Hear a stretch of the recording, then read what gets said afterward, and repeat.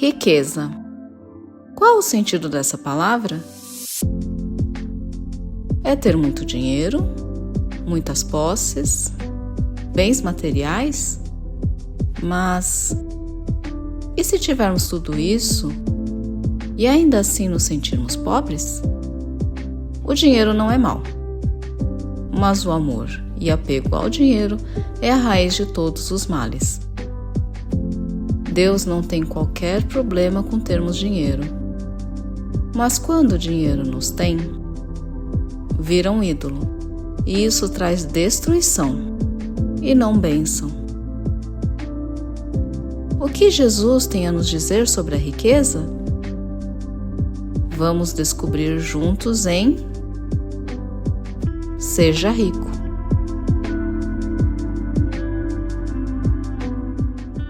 Muito bom estar aqui com vocês, você que está nos acompanhando de casa também. Nós estamos essa manhã com uma dinâmica um pouquinho diferente, porque nós estamos encerrando a nossa EBF. Foi maravilhosa, foi fantástica, mas eu vou falar dela daqui a pouco. E hoje nós estamos encerrando também essa nossa minissérie, que nós fizemos no mês de julho, titulada Seja Rico, Jesus e o Dinheiro. E eu quero compartilhar hoje com você algo que Jesus nos ensina a respeito de como é que nós devemos lidar com as coisas que temos. Em Mateus, capítulo 5, verso 2 e 3, nós encontramos Jesus ensinando os seus seguidores. E ele diz assim, o texto diz assim: então ele passou a ensiná-los dizendo: bem-aventurados os pobres em espírito, porque deles é o reino dos céus. Bem-aventurados os pobres de espírito, porque deles é o reino dos céus. Nós já temos visto que o dinheiro em si, mesmo a questão das coisas que nós possuímos, os nossos bens materiais, não é um problema, para Deus. Na verdade, a riqueza, no sentido de termos uma vida que seja adequada e que supra as nossas necessidades, é o princípio original de Deus. A abundância é uma característica do reino de Deus.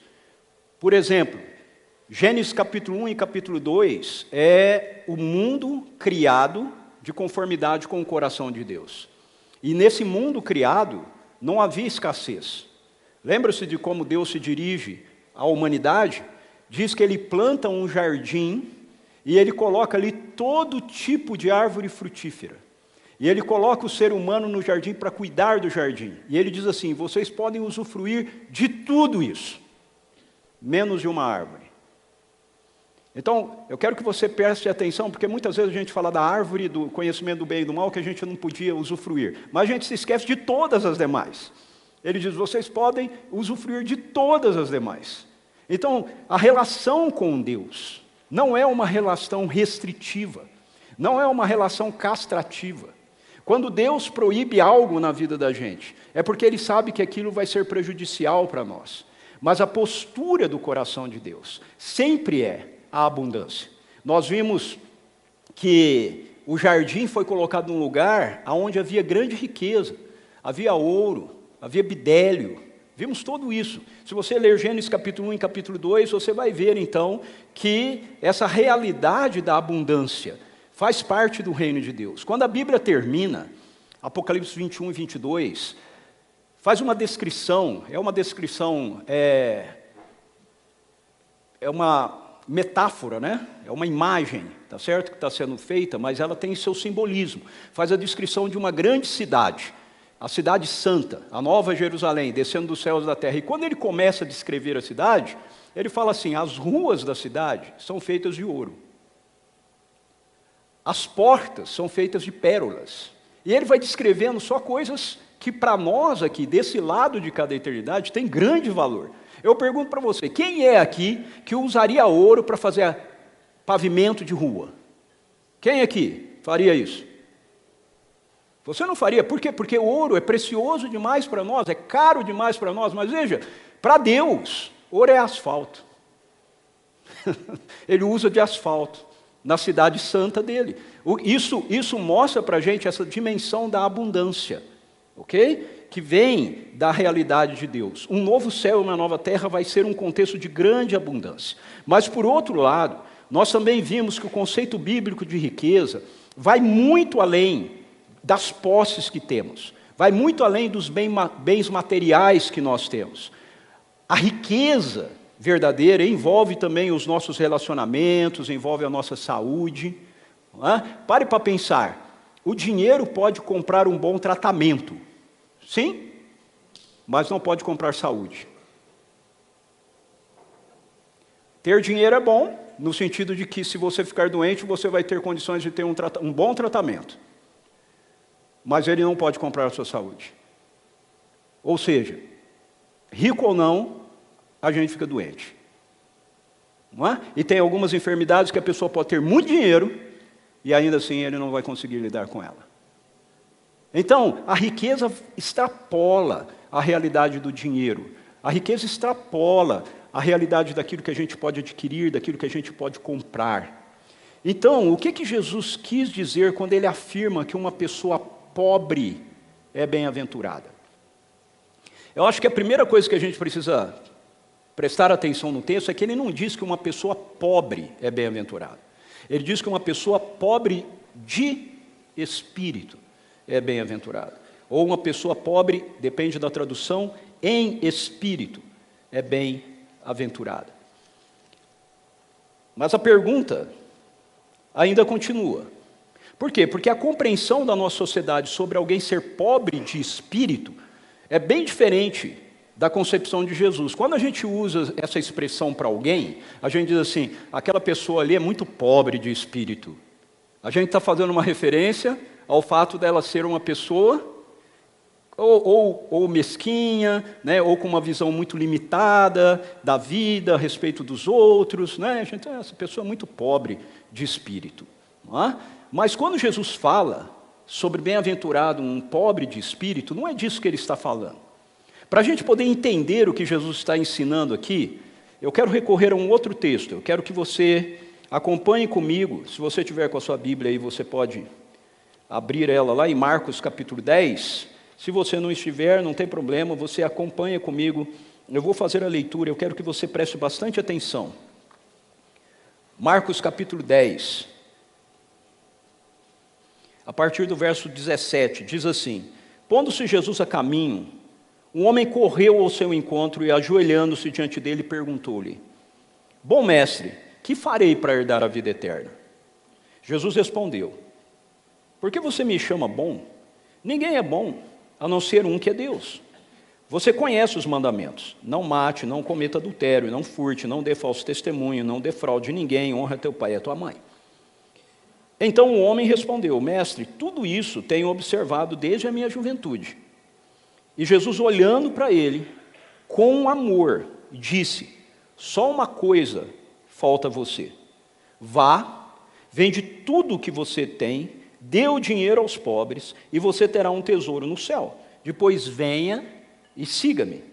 Ele, porém, contrariado com essa palavra, retirou-se triste, porque era dono de muitas propriedades. Então Jesus, olhando ao redor, disse aos seus discípulos, um discípulo é um aluno de Jesus, ok? Está aprendendo a viver a vida com Jesus. Como é difícil para os que têm riquezas entrar no reino de Deus. Os discípulos estranharam essas palavras, mas Jesus insistiu em dizer-lhes: Filhos, como é difícil entrar no reino de Deus. É mais fácil um camelo passar pelo fundo de uma agulha do que um rico entrar no reino de Deus. Eles ficaram muito admirados, dizendo entre si: Sendo assim, quem pode ser salvo? Jesus, olhando para eles, disse: Para os seres humanos é impossível, contudo não para Deus, porque para Deus tudo é possível. Então Pedro começou a dizer-lhe: Eis que nós deixamos tudo e seguimos o Senhor. Jesus respondeu: Em verdade lhes digo que não há ninguém que tenha deixado casa, irmãos, irmãs, mãe, pai, filhos ou campos por minha causa, e por causa do Evangelho, que não receba já no presente 100 vezes mais casas, irmãos, irmãs, mães, filhos e campos, com perseguições, e no mundo por vir receberá a vida eterna. Porém, muitos primeiros serão últimos, e os últimos serão primeiros. Veja, esse texto nos ensina, nos ajuda a entender o que Jesus quer dizer quando ele começa o ensino dele no Sermão do Monte, dizendo: bem-aventurado os pobres de espírito. Isso tem a ver com aonde é que nós depositamos a nossa confiança. Ser pobre de espírito nos leva a ser bem-aventurados, porque nós temos a consciência de que não é a nossa autonomia aonde nós devemos depositar a nossa confiança, mas é o render da nossa vida ao controle soberano e amoroso de Jesus. Um bem-aventurado, essa palavra bem-aventurança, okay? Ela significa agraciado, okay? Uma pessoa que é agraciada por Deus, abençoada por Deus. Um bem-aventurado, então, é uma pessoa agraciada por Deus. E o que é a graça? A graça é um presente que nós recebemos. Um presente imerecido. Não é que nós recebemos esse presente porque a gente se esforçou, nós somos bons alunos, tiramos boas notas. Sabe esse negócio que a gente fala, às vezes, para os filhos, né? Se você for bem no final do ano, né? Ok? Não é isso. Nós todos estávamos desqualificados para sermos abençoados. E nós somos abençoados quando nós reconhecemos isso. Isso é ser pobre de espírito. É olhar para a minha vida e não confiar em nada que venha da minha própria autossuficiência e reconhecer que eu preciso de uma ação da parte de Deus em meu favor. Então nós temos que entender que depender de nós mesmos, preste atenção nisso, depender de nós mesmos limita o nosso acesso à graça. Limita o nosso acesso aos presentes que Deus tem para nos dar. As Escrituras nos dizem, lá em Tiago, capítulo 4, que Deus, Ele resiste aos soberbos. Ele dá graça aos humildes. Uma outra forma de dizer, pobre de espírito. Ok? Se tem uma coisa que barra a graça de Deus, não porque seja poderoso, mas porque Deus resiste a isso, é, portanto, a soberba. E a soberba tem a ver com a nossa autocentralização, tem a ver com nós acharmos que nós podemos ser e nós podemos ter as coisas a parte de um relacionamento com Deus.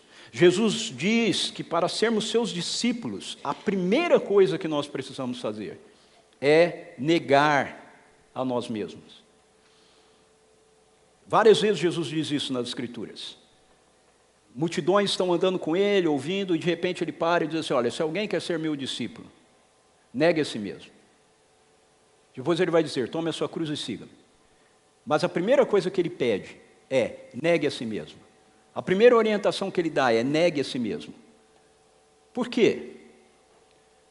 Porque enquanto nós estivermos confiando nos nossos próprios recursos, enquanto nós estivermos confiando nas nossas próprias qualificações, nós nunca colocaremos realmente a nossa confiança exclusivamente em Jesus.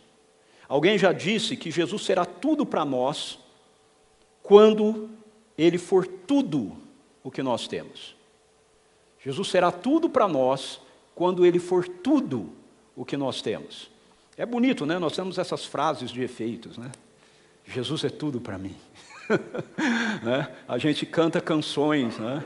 Que fala isso, né? Eu vivo tudo para Ele, né? Tudo entregarei. Tudo menos alguma coisa. Então, eu queria te perguntar, estamos prontos aí para aquelas minhas perguntinhas incômodas? Será, porventura, que os nossos recursos, o nosso conhecimento, os nossos talentos, ou as nossas habilidades, não estão impedindo de nós confiarmos totalmente na pessoa de Jesus, aquele que realmente tem vida abundante para nos dar. Veja, eu não estou dizendo que nós não confiamos nele, okay? Eu estou falando sobre confiarmos totalmente nele. Muitas vezes, aquilo que nós possuímos leva-nos a querer uma relação com Jesus, um relacionamento com Deus que seja limitante. Então vamos voltar de novo para Marcos 10 e vamos desdobrar um pouquinho esse encontro de Jesus com esse jovem, com esse homem. Veja, ele vem a Jesus, ele é um cara trabalhador, ok? Ele é um cara trabalhador, ele é um cara religioso, ele é um cara que tem vamos colocar assim, uma vida moral, ok? Elevada, alta, qualificada. Por que a gente sabe isso? Porque Jesus diz para ele, você sabe os mandamentos. Ou seja, ele era um judeu, ele conhecia os mandamentos, e aí Jesus faz a citação de uma série de mandamentos que Jesus entende que ele conhece. Você sabe os mandamentos. O que Jesus está dizendo para ele é, se você quer realmente ter uma vida que honre a Deus, você tem que praticar essas coisas. Você sabe os mandamentos. Está escrito. E aí ele vira para Jesus e ele diz assim, para ele, na verdade essas coisas todas eu tenho feito, desde que eu sou jovem, desde que eu era muito novo. E aí Jesus vira-se para ele e diz assim, falta uma coisa. Falta uma coisa. O que falta? Jesus diz, vá, venda tudo que você tem, detalhe. Vamos abrir um parênteses aqui. Jesus não sabia o que ele tinha. Ok? Ele não sabia o que ele tinha. Talvez ele soubesse, ele tivesse recebido ali uma palavra de conhecimento do Espírito sobre a vida do homem, mas o que eu quero dizer assim, o cara não estava ali com a riqueza dele. Então Jesus não sabe se ele tem muito ou tem pouco. Esse é um detalhe importante, sabe por quê? Porque muitas vezes a gente usa esse texto para falar a respeito de aplicar isso para pessoas que têm muito, não é? Mas o ponto não importa, Jesus não sabe se o cara tem muito ou pouco. O que ele está dizendo para ele seja lá o que você tem, vá, venda tudo o que você tem, dá aos pobres, e você vai ter um tesouro nos céus. Então venha e siga-me. O que ele está fazendo? Veja, antes do siga-me, Jesus está dizendo para ele, negue a sua confiança nas coisas que você tem. Abra mão de confiar nas coisas que você tem. Eu poderia colocar isso de uma outra forma. Jesus está dizendo para ele, ei, se você quer vir me seguir, ok, eu quero que você me siga, mas eu quero que você saiba que eu não preciso de nada do que você tem para que eu possa fazer alguma coisa na sua vida. Pode abrir mão de tudo que você tem. Apenas siga-me. Em outras palavras, Jesus está dizendo, eu sou suficiente para aquilo que precisa ser feito. Eu sou suficiente para aquilo que precisa ser construído na sua história, na sua vida. Não precisa ser eu e mais alguma coisa que você vai trazer com você. Isso é muito interessante. E aí o que o texto nos mostra? Ele nos mostra que esse homem, no outro texto diz que ele é um jovem, então talvez ele tivesse ali por volta dos seus 35, 40 anos de idade, porque era a perspectiva da juventude da época lá de Jesus, ele não acolhe a palavra de Jesus. Ele acha difícil. E aí então é revelado por quê? O texto diz, porque ele era dono de muita riqueza. Mas só aí que é dito, ele era dono de muita riqueza. Jesus tem consciência disso, em algum momento ele recebe essa consciência, ele recebe esse conhecimento, e ele vira-se e diz, quão difícil é para um rico entrar no reino de Deus. E os discípulos ficam confusos, por quê? Porque dentro do ensino do Antigo Testamento, a riqueza na vida de uma pessoa, como aquele homem que diz que guarda os mandamentos de Deus, era um sinal de aprovação e de bênção de Deus na vida da pessoa. Percebe? Ele disse, todas essas coisas, esses mandamentos eu tenho obedecido desde pequeno. Os discípulos ouviram isso. E agora ele vai embora e Jesus diz, quão difícil é um rico entrar no reino de Deus. Ele falou, e agora, como é que é esse negócio? Se o cara que guarda os mandamentos, se o cara que faz as coisas do jeito que as Escrituras estão dizendo que ele deveria fazer, ele não entra no reino dos céus? Como é possível isso? E Jesus insiste, dizendo quão difícil é. E perceba que a segunda vez ele não diz um rico. Ele diz, quão difícil é entrar no reino de Deus. Por quê? Porque essa realidade é uma realidade sobrenatural.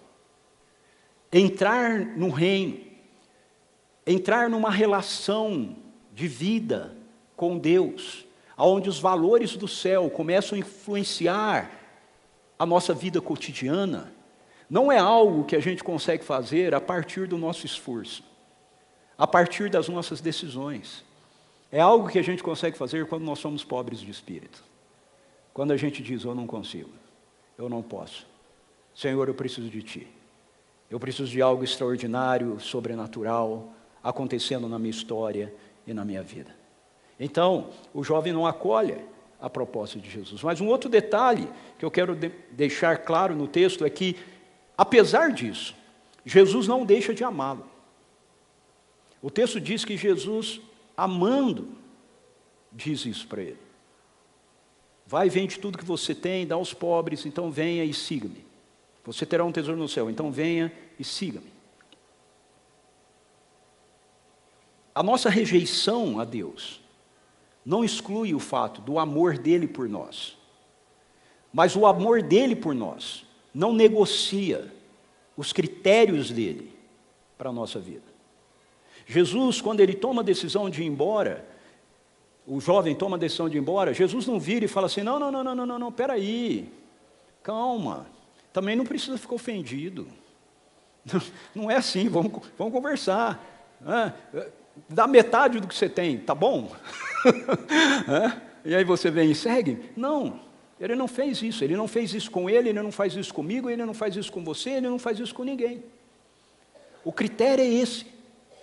Se nós achamos que nós precisamos depender de alguma coisa de nós mesmos para segui-lo, nós não vamos segui-lo verdadeiramente. Nós só vamos começar a seguir Jesus de verdade quando nós experimentarmos essa realidade do extraordinário. Para os homens é impossível, não, porém, para Deus. E aí o Pedro, né? O Pedro fica animado, né? Porque ele ouve essa história de Jesus e ele vira e fala assim, peraí, estou pensando bem agora, nós tudo deixamos para te seguir. Nós fizemos isso, nós deixamos tudo.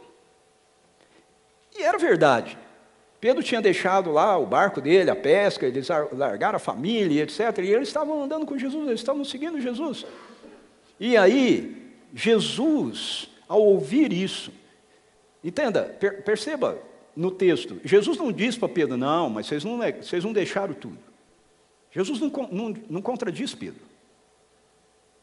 Realmente, Pedro e aqueles que estavam andando com ele eram camelos que tinham passado pelo fundo da agulha. Para Deus, para o homem é impossível, não porém para Deus. O que Jesus responde à colocação de Pedro? Nós tudo deixamos para te seguir. Jesus aponta para o fato de que aqueles que por amor e compromisso com Ele se tornaram pobres de espírito, receberiam as graças do reino de Deus, tanto no presente quanto no porvir.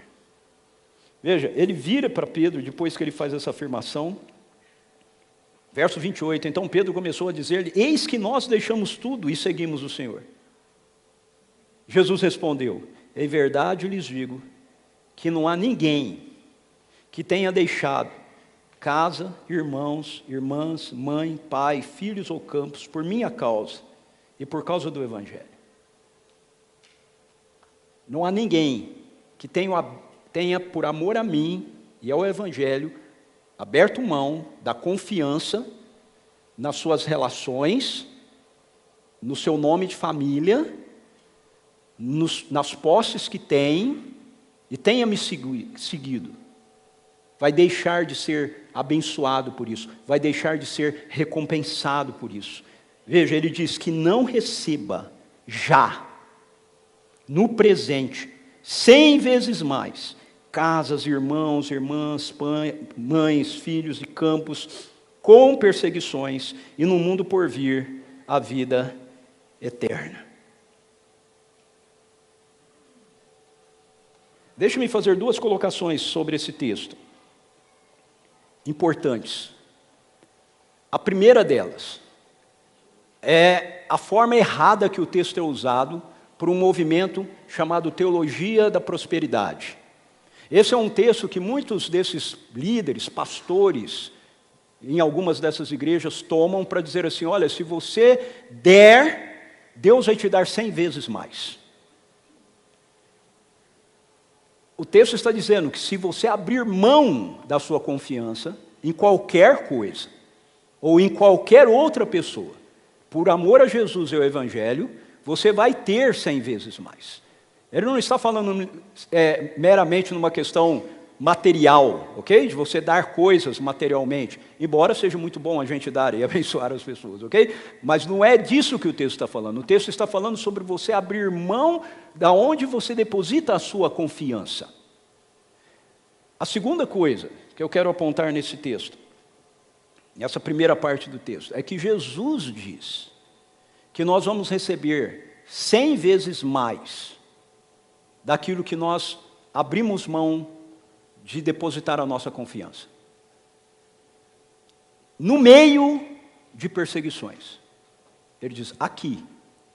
Então, o primeiro ponto sobre essa parte é que você precisa entender que não há nenhuma promessa nas Escrituras de que se você se torna um discípulo de Jesus, se você se torna um seguidor de Jesus, você nunca mais vai ter problema na sua vida. Você nunca mais vai ter dificuldade. Você vai estar blindado contra qualquer dor, qualquer enfermidade, qualquer... Não, ele diz 100 vezes mais aqui, com perseguições. Ou seja, ao contrário, quando nós nos tornamos seguidores de Jesus, naturalmente, nós nos tornamos pessoas opositoras às regras dessa presente era maligna. Portanto, nós nos tornamos pessoas não gratas. E por isso, muitas vezes, nós temos oposição, perseguição, dificuldades, lutas e etc. Além daquilo que a gente já tem normalmente, simplesmente por sermos seres humanos. Ok? A gente não pode esconder aquilo que o Evangelho diz, aquilo que as Escrituras dizem. Essa mensagem que a gente ouve muitas vezes por aí, então, sendo ensinada e pregada, não, você vem para Deus, você vem para Jesus, está tudo resolvido na sua vida, você nunca mais vai ter problema, você nunca mais vai ter dificuldade, não é aquilo que as Escrituras nos ensinam. A diferença é que nossos problemas, nossas dificuldades, nossas lutas vão estar sendo vividas ao lado daquele que é o Rei dos Reis e o Senhor dos Senhores. Nós vamos ter uma capacidade, uma força, uma intervenção extraordinária. A graça de Deus estará nos favorecendo. A segunda parte do texto, com relação aqui, a gente também precisa entender do que se refere. Preste atenção, Jesus fala assim, qualquer um que tenha deixado casas, campos, filhos, mães, pais, por amor a mim e ao Evangelho, receberá no presente século 100 vezes mais casas, campos, irmãos, mães. O que faltou? O que a gente abre mão aqui, ó, que faltou aqui? Vou repetir. Você abre mão. Conta aí no seu dedo para você ver que vai faltar um. Não? Você abre mão de irmãos, de casas, campos, irmãos, mães, pais, ok? E você recebe 100 vezes mais casas, campos, irmãos, mães. Quem que faltou? Pais. Por quê? Porque esse 100 vezes mais se refere a isso aqui. Se refere à igreja, ao povo de Deus. Sabe como a gente tem 100 vezes mais casas, 100 vezes mais irmãos, 100 vezes mais campos, 100 vezes mais irmãs, 100 vezes mais mães? Porque isso se refere à igreja, ao povo de Deus. Eu tenho muitas mães aqui. além da minha mãe biológica. Eu tenho muitos irmãos e irmãs aqui, além dos meus irmãos biológicos. Eu tenho muitas casas aqui. Vira e mexe, eu estou na casa do meu irmão Eduardo.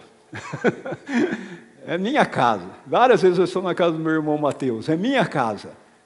Ok? Casas. Se você precisar, você tem. Está lá. Se você entender o que a igreja é, e se você entender o que você se torna quando você se torna parte da igreja, você vai saber que você tem casas no mundo inteiro. Se você for para qualquer lugar do mundo, como um autêntico seguidor de Jesus, e você encontrar um outro autêntico seguidor de Jesus, você vai ter um lugar para ficar. Eu garanto para você, você vai ter um lugar para ficar. Agora, percebe como esse é um projeto diferente?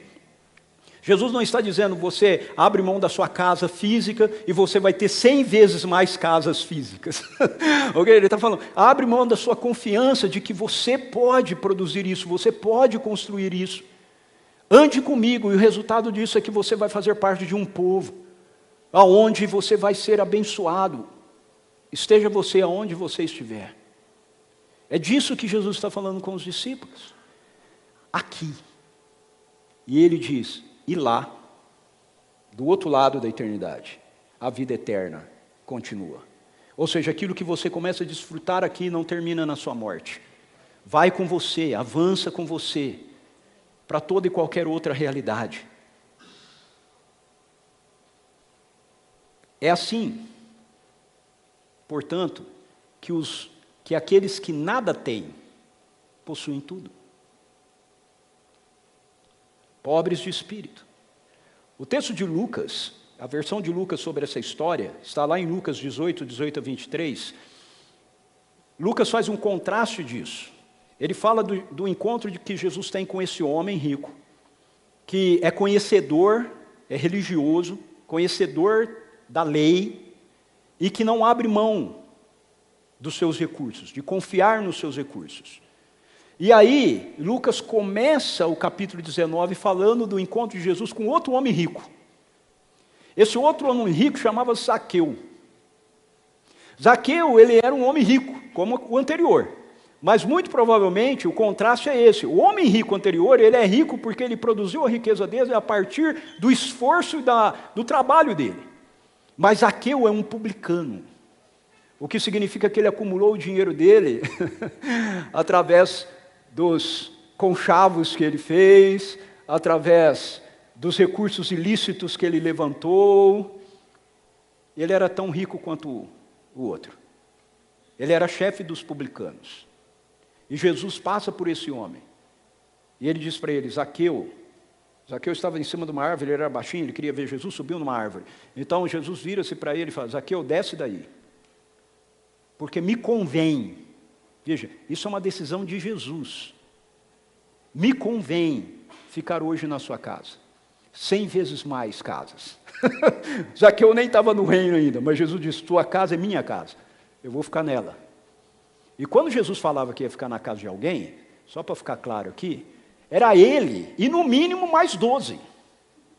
Entende? Não é assim, eu vou na sua casa e você vai receber Jesus e pronto. Tem que receber Jesus mais os 12. Ok? Você quer receber ele mais a igreja, receber ele mais o povo, né? Não, eu quero Jesus, mas as pessoas não existe esse negócio. E Zaqueu recebe Jesus. Zaqueu dá um jantar lá. E Lucas não conta para a gente qual foi a conversa que Jesus teve no jantar com Zaqueu. Mas ele conta que Jesus estava à mesa com Zaqueu. E Zaqueu diz, Senhor, eu resolvo. Olha só, aparentemente Jesus não disse para ele o que ele disse para o jovem rico. Vai, vende tudo que você tem. Mas ele vira e diz assim, Senhor, eu resolvo dar metade da minha riqueza aos pobres. E se de alguém eu defraudei alguma coisa, eu vou restituir 4 vezes mais. Agora, meu amigo, ele defraudou. Ele era publicano. Ele era chefe dos publicanos. O que ele está dizendo? Ele está dizendo, Senhor, o Senhor sentou na mesa comigo e eu entendi tudo. Eu entendi que a verdadeira riqueza é a experiência com uma vida de intimidade com o Senhor. A verdadeira riqueza não está naquilo que eu sou capaz de acumular, não está naquilo que eu sou capaz de abraçar, mas está em sentar à mesa com o Senhor,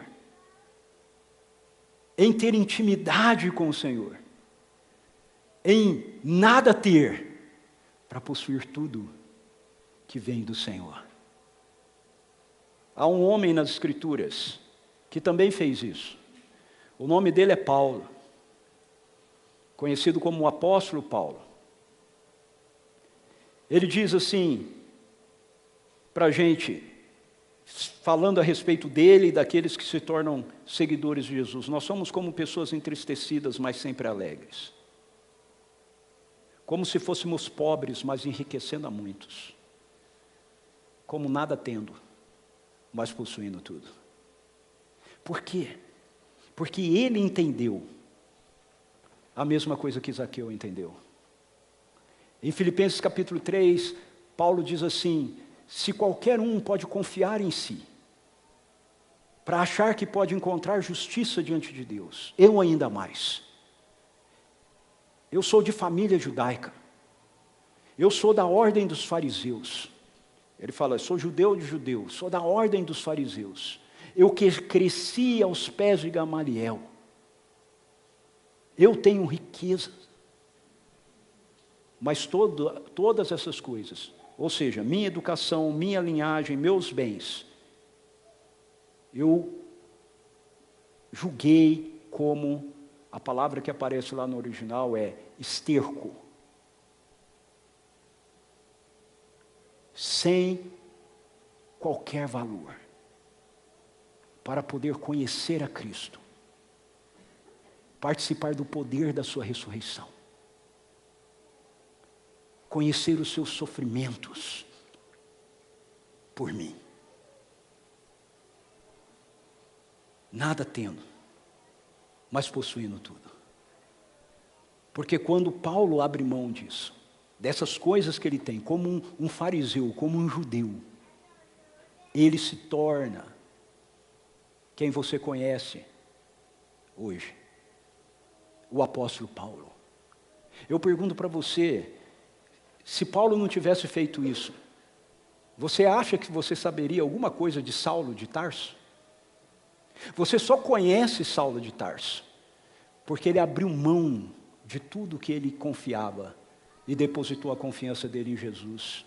E porque ele depositou a confiança dele em Jesus, ele recebeu tudo que vem de Jesus. Tudo.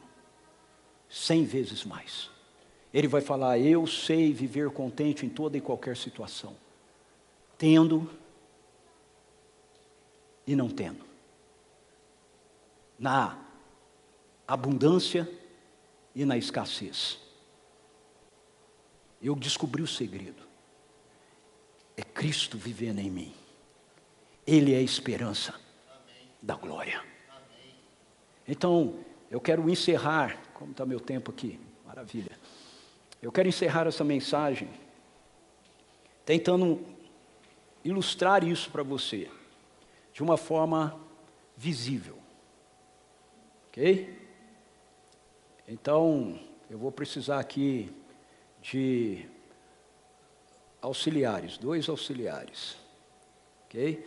Começa aí o coração bater na boca, aqui, porque eu posso te escolher. Ai, não me escolhe, não me escolhe.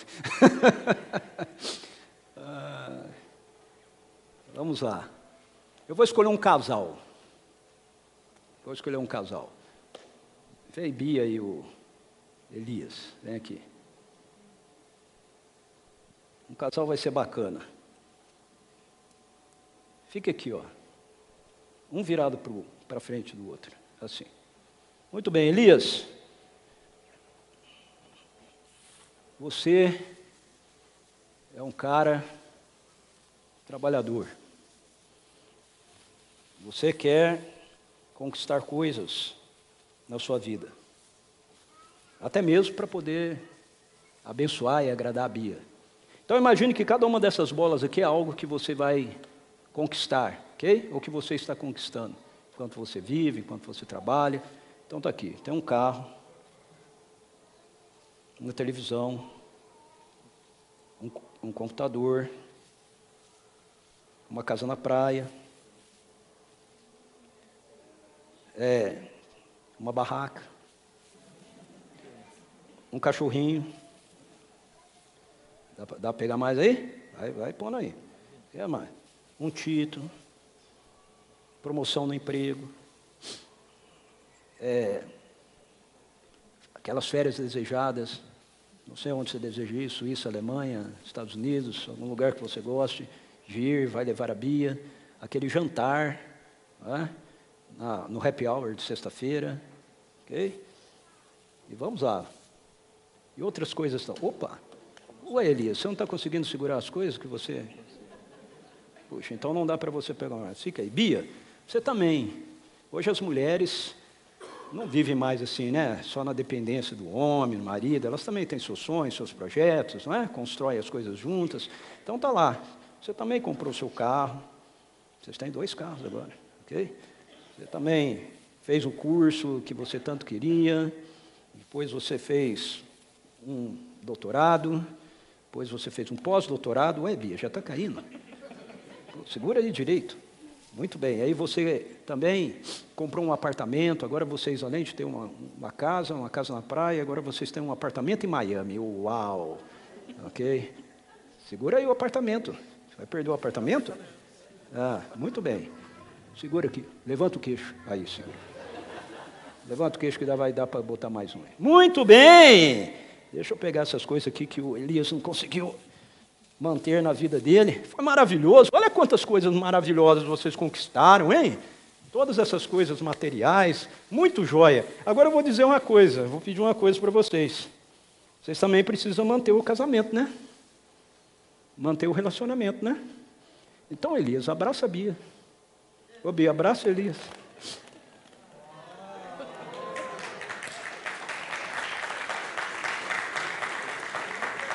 Olha só, o Elias fez uma opção, não é?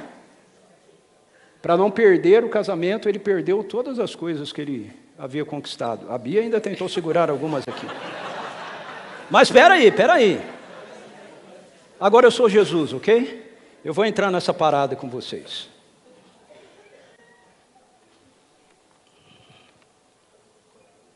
Ei, Elias. Ei, Bia. Se vocês confiarem em mim e deixarem eu governar a vida de vocês, se vocês depositarem seus sonhos, desejos, projetos aqui, eu posso cuidar disso para vocês. Vocês querem fazer isso? Então,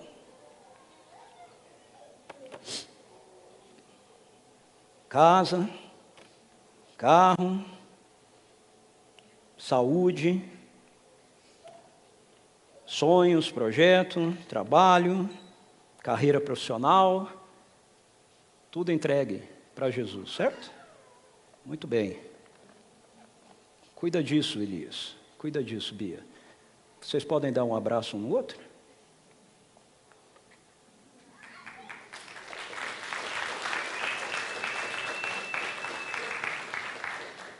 Obrigado. Salva de palmas de novo para os nossos...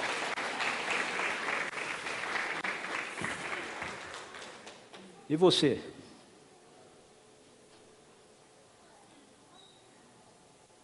Você vai querer ser rico a partir do esforço proposto por essa presente era? Ou você vai querer ser rico conforme a instrução e orientação que Jesus pode trazer para a sua vida? Qual a sua escolha?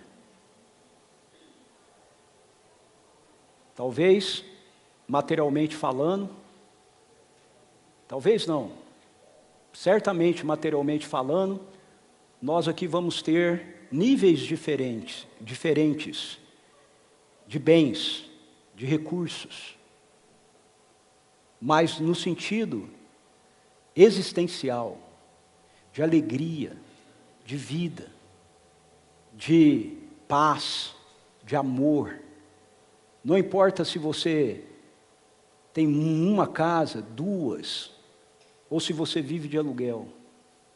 A dimensão disso será exatamente a mesma para todos nós. 100 vezes mais. Então, o meu convite para você, no fim dessa série, é: confie a riqueza da sua vida. Eu não estou falando meramente de bens materiais, dinheiro. Eu estou falando da sua vida, da sua existência, sua casa, seus sonhos, seus projetos, seus filhos. Confie as riquezas da sua vida nas mãos de Jesus. E deixe Ele ser aquele que gerencia, que te ensina a planejar todas essas realidades. Amém? Amém. Feche seus olhos, curva a sua cabeça.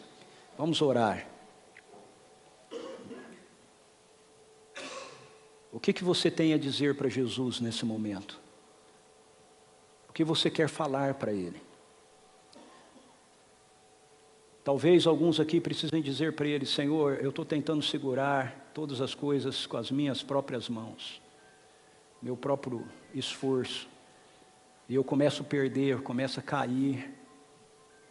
Às vezes cai o relacionamento conjugal, às vezes cai a intimidade com os filhos, às vezes cai a nossa energia, né, em relação aos nossos sonhos e projetos. A gente já não tem mais aquele ímpeto, vai caindo. E talvez você tenha que dizer para Ele aqui, essa manhã, você que está em casa: Senhor, eu quero colocar tudo na sua sacola. Eu quero colocar tudo na sua conta. Eu quero deixar que o Senhor reja a minha história, a minha vida. Eu quero experimentar a realidade da riqueza que vem do céu para a terra. 100 vezes mais. Por causa da sua intimidade, por causa da sua presença.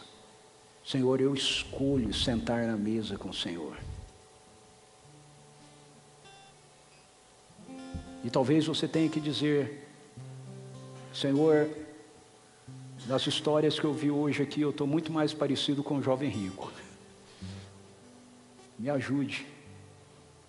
Me ajude a confiar que eu posso abrir mão. E que o Senhor vai sustentar, que o Senhor vai cuidar, que o Senhor vai guardar. Eu não sei qual é o seu caso, mas coloque o seu caso diante do Senhor. Pai, em nome de Jesus, eu oro pela minha vida. Eu oro pela vida dos meus irmãos e irmãs, amigos e amigas que estão aqui, aqueles que estão acompanhando de casa. Senhor, nós vivemos em um mundo que nos convence que nós temos que empreender, que tudo depende de nós, da nossa força, da nossa energia, da nossa capacidade. Mas a Tua palavra nos mostra, Senhor, que nós devemos ser pobres de espírito. Nós devemos reconhecer a nossa falência e devemos confiar tudo nas Tuas mãos, na certeza de que o Senhor estará cuidando de nós, na certeza de que o Senhor estará nos abençoando, na certeza de que o Senhor estará nos conduzindo em toda e qualquer circunstância. Eu peço, Senhor, em nome de Jesus, que nós sejamos ricos, conforme Jesus entende o que é a riqueza, para a honra e glória do Teu nome. Amém.